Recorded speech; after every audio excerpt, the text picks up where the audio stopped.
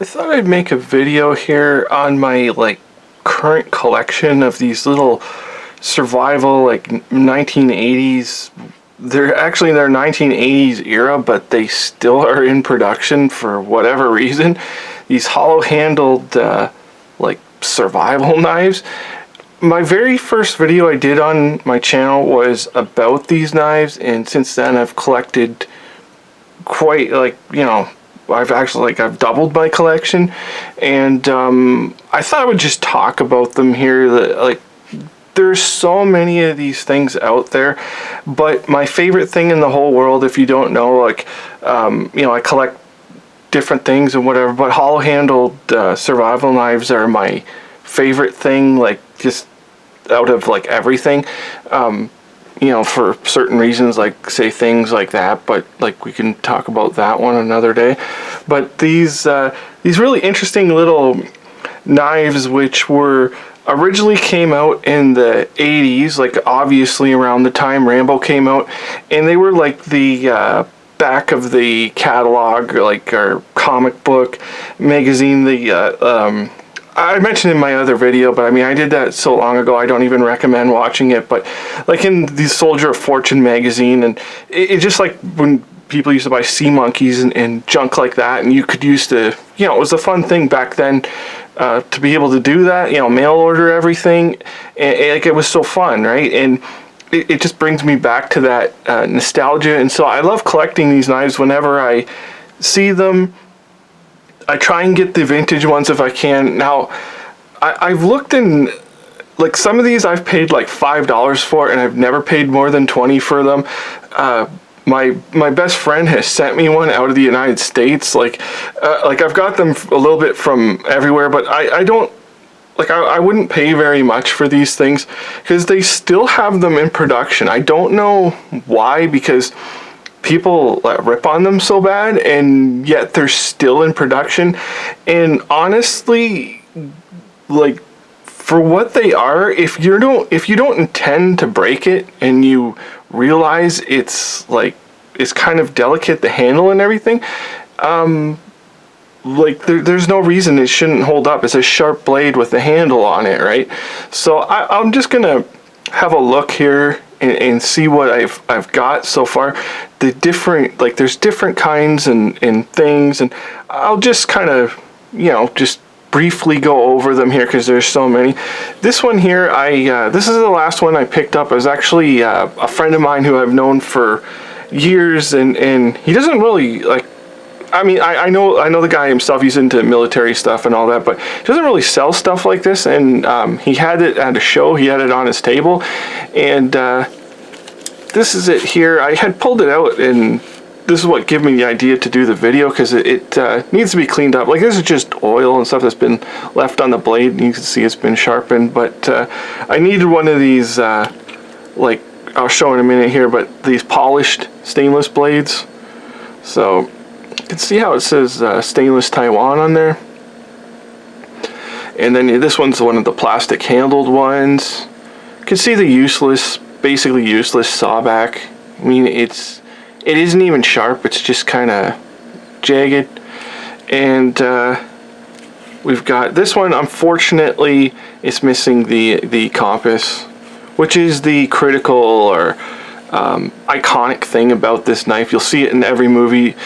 This was actually in Sniper. It's one of the best scenes for this knife is the part where he's baiting that I don't know, he's a Russian sniper dude or whatever he was. Who was hunting what's his name, Tom Berenger, and there's a part where he has the knife and it's hanging, and the knife is flicking in the water to distract the dude, and it's one of these survivors. It's clearly one of these survivors, but you get stuff in there. I think somebody has unfortunately put this. It's one of the problems with these things. They put there's a tiny little striking paper here. So I just wanted to show, I'm not going to show I think most of them do have their stuff in them. I can't really, maybe I got a knife over here. And try and flush this, or fish this thing out of here. There we go. A lot of times you'll find these like they'll have the kit in them because people don't even know that the thing comes off of them. But you can see the little kit. They give you actual real wooden matches in there. They're probably better. They were probably crap quality when this thing was new, but now they're probably actually better quality than current stuff. And then here you got multiple fish hooks and sinkers, and that's pretty neat. And we'll stuff it back in there. We'll close it up. There should be a little razor saw. That's what these little rings are for. It's for those crappy little saws, like the pull saws, whatever you want to call it. So here's, that's this knife here. And I won't go, like I'm not going to go, I don't want this to be like, you know, an hour-long video, but you can see how cheap the sheaths are. This is just a very typical of the polished blade one, plastic handle like that, and then you get your little sharpening stone. Sharpening stone is actually, I mean, it's decent. It's a sharpening stone, and so yeah, that's like, you know, this is your typical everyday one. The polished blade one's a little harder to find. There's this one. I think I somehow found this sheath. It was like in an auction or something, and you'll see how it's written on here. Just says Taiwan. Doesn't say it doesn't say stainless or whatever. I think this was the first one I got. And actually, the dude, he was like, I don't know, he's like in his 80s or something, and he sharpened her up pretty good. So, but here's the knife, and then I always replace these. These are the little they're like a pin-on compass. I always replace them because I'll show here in a minute, because I do have a couple that have the original thing in there, but the ones that have been around since the 80s, the liquid has usually, it's like evaporated from in there, so I always replace them. And like, this is a really great compass. Like, it's pointing exactly where it should be pointing right now, and all you do is the part where the pin goes through, you just break the little plastic pieces off, and it fits perfectly in there. I believe the company that carries these, it's probably under multiple names. Like, it was sort of like, you know, those Coleman companies, but I think it was World Famous. I think that's what they call it. World Famous is the name of it now. And you can see this one. I think the blade is bent on this one. I know, but all they are is like there's a little thing here, and there's like a nut on here holding the blade in. So there's nothing really wrong with it if you know what it is. So I've seen people purposely break these things. Of course, there's like famous, well, I don't know, I wouldn't say famous, but like one of the biggest videos on these, the dude breaks it in there, but it's just a satire video anyways. But I've seen people purposely break these. They like baton with them and that. And I mean, like, if you think you can baton with this plastic handle like this, then it's not the knife that's the problem. I mean, you shouldn't really be around knives then if you're that, you know, dense that you think that that's going to hold up to smashing it with a, you know, piece of wood into a solid log. But then here's another one. Like, here you can see the sheath, how they're always really like the cheapest material. I don't even know if that's leather. Looks like leather anyways. So here's another one. We'll snap it open. You can see I've replaced there. And you see, this is more of a, it might be a blued blade. And it's got the Taiwan, so it's sort of the same as the other one. You see the profile on the blade is actually different than the other one. But this one has the camouflage on the handle, on the handle here. It looks like it's actually, no, maybe it's not, because that's red. Yeah, that's red paint. I can see it through the camera better than in real life, so it's been camouflaged. That's how they come. It might look cheap, but that's actually how they come. And this is actually a plastic one, and we'll move on. Nothing too special.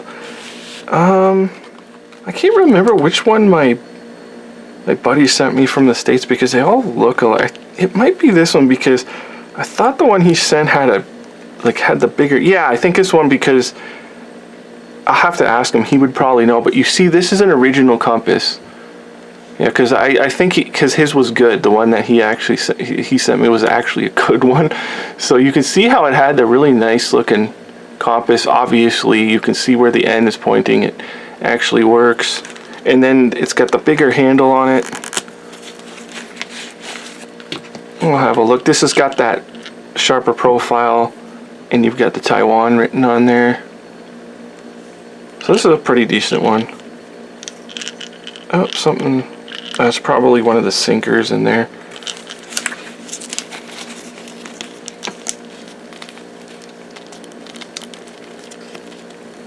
It doesn't matter.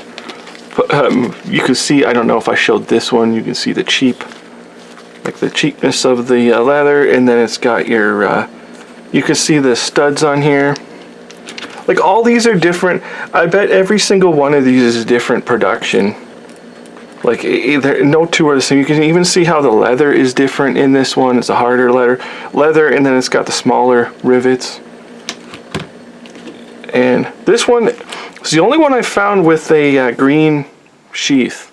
This is the only one that, and I think this is the original knife that was in it. You can see how it's got the gray camouflage, which is really neat. You can see here, if we can see, yeah, the material's a little bit different. Like, it's crummy, but it's, anyways. Here's our knife, and this is a black blade. It is not blued like the other ones, you'll notice. And Taiwan. They're usually sharp, like, right out of the box. They're so old, but like, they're usually, if they were like new, they're usually pretty sharp. And then this is a cast handle one. Very nice cast handle. Like, this, with the cast handle, it's a really good, it's a heavy knife, and actually probably, I would think, is more prone to breaking because you think you can, like, you know, you can hit a little harder with it, but actually it's, you know, it's actually still got that sort of fault in it. But these, and also it's quite a bit heavier. I like the plastic ones because they're so light. They might even float, honestly. I should try and see if they do float. So here's our compass. Every once in a while you get a decent one, but it's not nice and clear like the other one I had there. So that's the, like, that's our cast model here. Really nice. I wish I could find, I mean, I really don't care the condition. I like the, I mean, if it's all beat up like that, it's just a novelty thing. Gives it character, you know, wonder where it's been. But I would like to find more of the ones with the green sheaths. And then our camouflage model, this, the ad I saw in the, I think it was Soldier of Fortune, they were advertising like the black or the camouflage. I don't know about the green one, but they were advertising like the camouflage of that one. And we'll get this one out. You can see the Taiwan is more etched in there. Like, it's sharp in there. It's not like the other ones were like, it was bigger and it was stamped, but it's still got that blued steel. You can see the rust on her. You know, it's been around, and this heavy cast, again, heavy cast handle. Should weigh these things because you'd be surprised how heavy this handle actually is. And then of course this is, you know, it's cast also, and then I've replaced. It's the same for all of them. They're all in the same pretty close specifications. I'm going to open this one. Let's see if it's got the stuff in it. Just take a second here. Yeah, see, they almost always have the stuff in them. So we'll close that one up.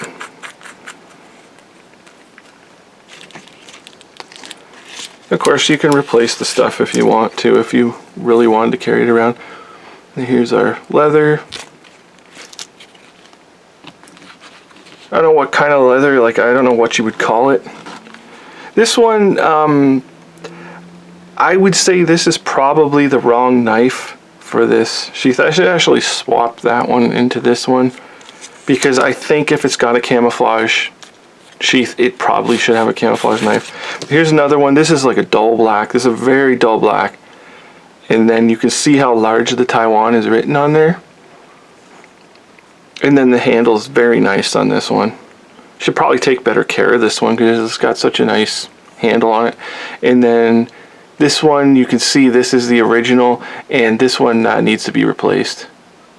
You see how they lose their the liquid stuff. They lose it. And Yeah, it's sort of trying to point north. It might work its way around, but I say they lose their liquid, and I say it'd be easy enough to replace. Here's our sheath. And our material. Just a couple more here. I don't want to make this an hour video or anything. And this guy, this is another one of the stainless ones, which they're much harder to find. I can say that definitively. This one, like, that cast handle was heavy. This thing is not, it's not really bad at all. You can see how it's cast differently too. It's got that rough, just like it's never even been cleaned up. So I don't know about this. I don't know what the idea is with the, oh yeah, and you can see this one's completely dead, so it needs to be replaced. So you could tell I wasn't lying about that. But yeah, I don't know why this is black. This might have been added. I might have put that on there for some reason. But the stainless blades are hard to, this one doesn't even have Taiwan written on it. They're hard to come by. You can see different color cast, but it's still a Survivor. I wish I could date these, but nothing you can really do. Now this is I don't know its current production. It's probably been at least 5 years since I've got this, but like this was like a brand new one. Obviously made by Ruco. Do you see it's the same thing? And they've actually replaced like they've put a gut hook on it. They've actually made functional, like a sawback that's actually functional, and like the blade, you know, sharp. But now we've got the blade made in China, and they've improved everything that needs to be improved, and this is actually like a pretty decent little knife. And they used to be cheap. I say I wouldn't pay more than $20 for them. Even this one, when it was new, I think it was like 18 bucks, and it was the maximum I would pay. And it's actually a pretty good knife. If you know the limitations, and you're not just gonna say like purposely break something for a video. I mean, it's super light. It's, you know, I mean, it's light, and then it's got those, you know, the matches and stuff, and this one can actually probably cut a piece of wood, and so it's not a bad little knife for what it is. You know, it started off as a novelty thing out of the back of a magazine, and then they actually tried to make it a functional piece. They tried to improve it and make it stronger, and that's pretty cool. And you can see the sheath on this one. Like, I mean, it's worth it to buy one of these for the sheaths if you like one of the other models and put it in here, because it's got the liner in here, and then just it's the same stone from all the other ones, and it's a pretty nice heavy duty sheath, especially considering, you know, what this thing is. So anyways, that's my video on the like the Survivor knife, the 1980s Rambo hollow handle. Like it probably, so many knives now, they are expensive, and you know, designed by these big designers, and that they probably, when they were kids, these were their inspiration. And now we've got some decent ones out there, like, you know, like let's say like, you know, this one here. But anyways, so I don't want to make this too long. I'm just gonna say thank you for watching.